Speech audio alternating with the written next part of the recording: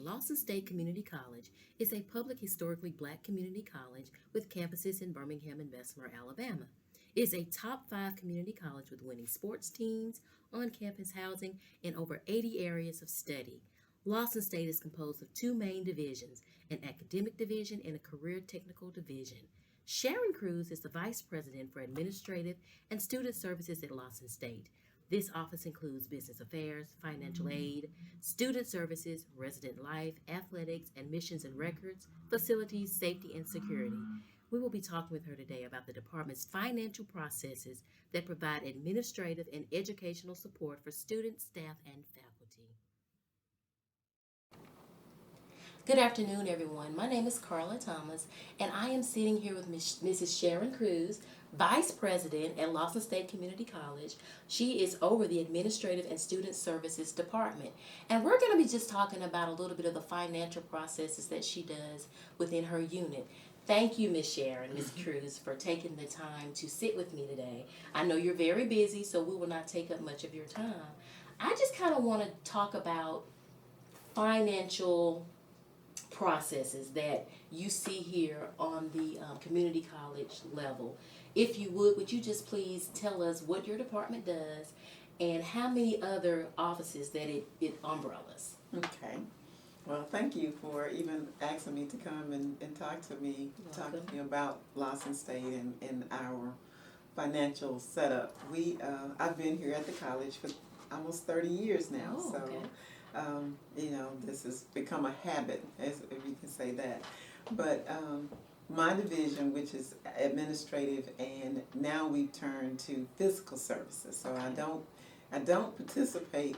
Well, I don't supervise student services anymore, but we do have a great relationship and a working relationship with student services because everything we do is about students.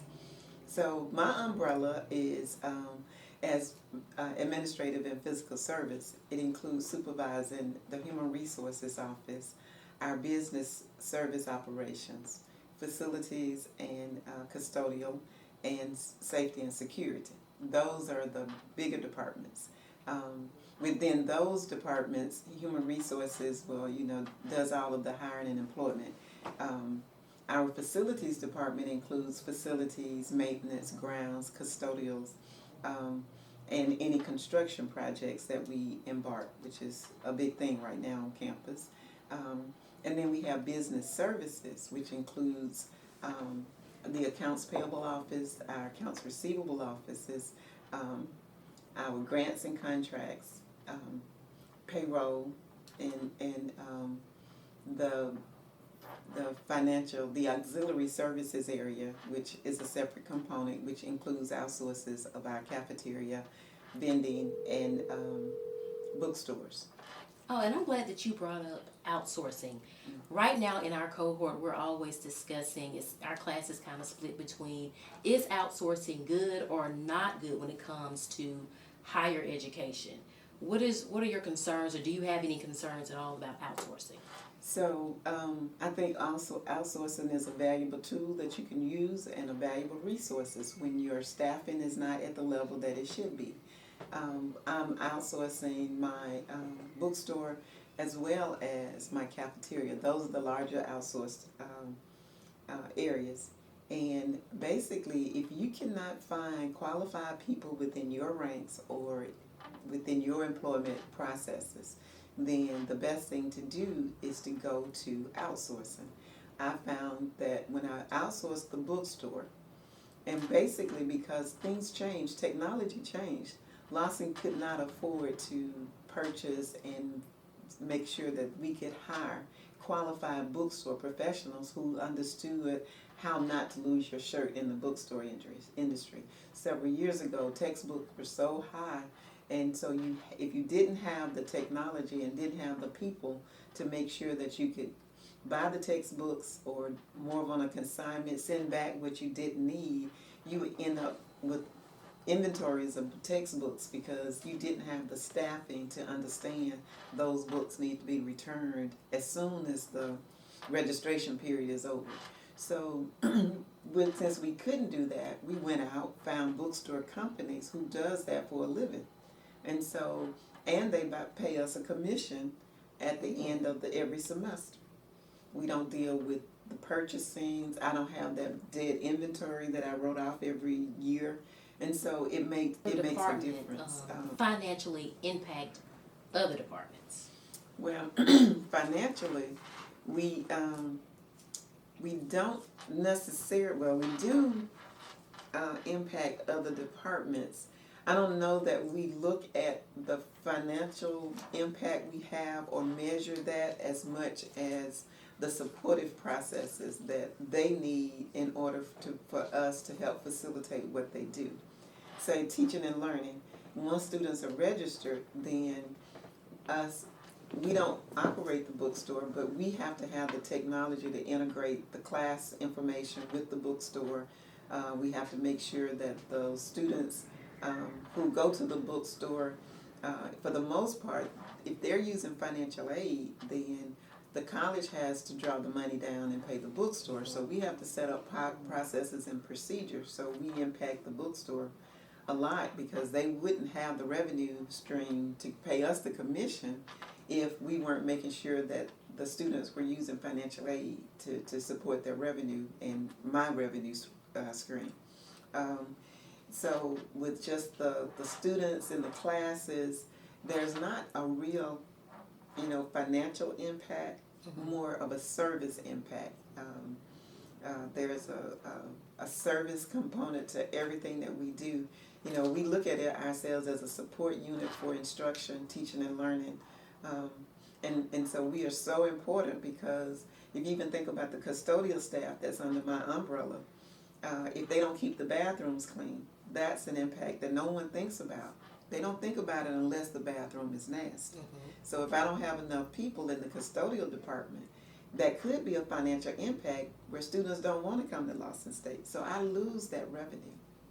So every part of my unit does impact the college financially if it hinders students or constituents from bringing in revenue streams to the college.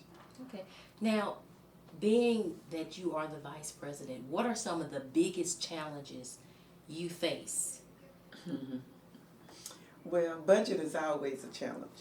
Even if we're operating physically sound and we're not in a lost position, we still want to make sure that we maintain a contingency at the end of the year that our revenues exceeds our expenditures. And so a lot of times dealing with so many different other departments, and they see that, well, we're not struggling, then why can't I have everything that I want? In some cases, it's everything that I need to run my class. Well, if it doesn't make a difference, then let's plan for expenditures rather than saying, I want everything now. So we try hard to make sure that we're operating physically sound so that we're not in a position down the road and it's like, oh, we don't have enough money to pay payroll, or we can't pay all our vendors, or the utilities at these kind of institutions with as many buildings. You don't even think about the millions of dollars we pay in utility. No one does unless the power goes out. And even when we have a power surge or a storm, the first question is, did they pay the power bill? Right. So it is important that we make sure that we're operating sound and that our revenue stream is continuous, that we collect our tuition and fees. Our students don't want to hear about they gotta pay, but the reality is there's not a whole lot in this life that's free. Right. So does your unit operate on an incremental budget, or does it kind of fluctuate throughout the year? It really doesn't fluctuate throughout the year. For the most part, we set our budget as an annual budget because the state funds us on an annual basis. So if we know at the beginning of the year what our revenues are from the state, our tuition and fees is the only variable that's based on enrollment. So we look at our state appropriation and try to operate, and we project our tuition and fees, our student enrollment. So recruiting and retention is invaluable. So if we can base our budget on basically on the state's funding, and expect to maintain our enrollment just to be on the safe side. Well, we want to grow our enrollment by 5%, but if I budget a level enrollment, whatever that 5% is, or if it doesn't make it to that 5%, maybe 3%, that's funds that I have to maybe use to increase the faculty in the math department or things like that. So you have to really be careful about making sure that you don't over budget, because once you put the funds in the budget, it's hard to get the funds out of the budget. It's hard cutting the budgets. They don't, and I had this last year. We try to encourage them to request the move to another line item so that they can do something else with the funds if they don't need it. But just thinking everybody gonna get a budget increase. I know finance and accounting has been a world that was filled with men. Mm-hmm. Being a black female, what advice would you give to minority females that's on the pathway of finance and higher education? Well, in addition to making sure you have some credentials, because you're not gonna get the respect as a man would unless you know that you know what you know. Okay, and then being confident in what you know is important, but being willing to put in the work. Sometimes people don't expect women to work because, she has a family and she can't travel. Well, we know those kind of ideas, concepts are way far gone out of the window these days. And so, but you have to be prepared to, I gotta travel. If I want this job, I've got to go to the meetings. I've got to be prepared to put in some overtime because I need to understand what I'm asking everybody else to do. I need to be prepared to talk to my staff. I need to be prepared to give my staff training so that I can get the results I want, because there's a lot going on. And if you're managing a $50 million budget, you need to know the budget. Mm-hmm. So there's a study component. Even if you have that CPA, you've got to study what's going on, and you've got to study what you have and know what you have. So we can't say, well, I don't, I'm not doing that because, and everybody think you weak. And then that's the other part. You've got to be prepared to say no. And no, everybody's not going to like you, but you have to be strong and make the decision, and then stick with your decision. It's not going to always be liked, but you can't worry about it. You won't be able to stay in this position long. If everything, those kind of decisions that people did not agree with, if it bothers you, you'll never make it in this position. Good information. Thank you so much, Mrs. Cruz. Sharon Cruz is the Vice President for Administrative and Fiscal Services at Lawson State Community College. Lawson's mission statement says that it provides affordable and accessible quality educational opportunities, promotes economic growth, and enhances the quality of life of the diverse communities it serves.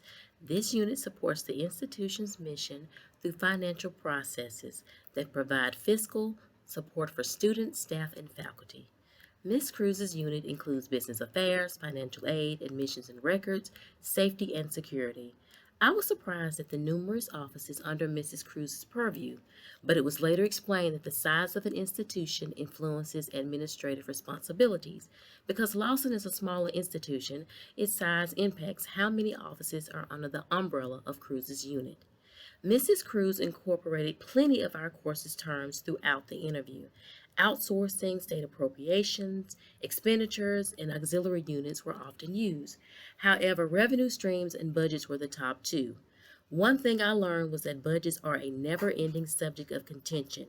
When asked what has been her most significant challenges, Ms. Cruz says that even after yearly budgets are set, they continue to be a daily struggle. Because of Mrs. Cruz's views on budgets, I think it is relevant to participate in continued education in accounting and finance and staying connected to what is going on in the finance industry. Ms. Cruz says to succeed in university finances, administrators need to be up to date with trends and changes.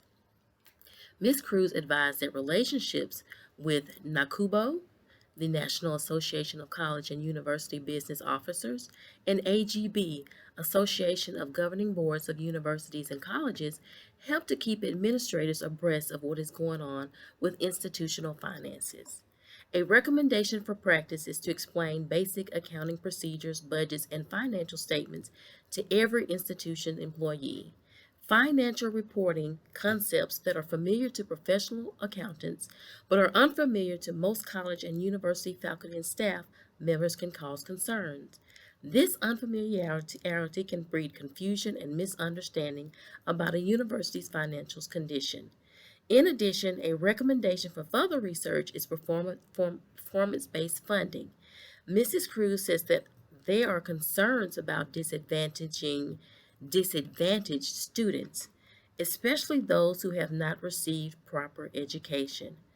Mrs. Cruz said performance-based funding is fiscally challenging to design and maintain. Mrs. Cruz's 30-year financial background provided an informative interview relative to the finance and business cohort Co 17 has currently taken. Mrs. Cruz left me with higher learning financial advice to share with my colleagues. Keep learning and never cease to add credentials behind your name. While working in institutional finance, always have a plan, but know that these things sometimes go differently than planned.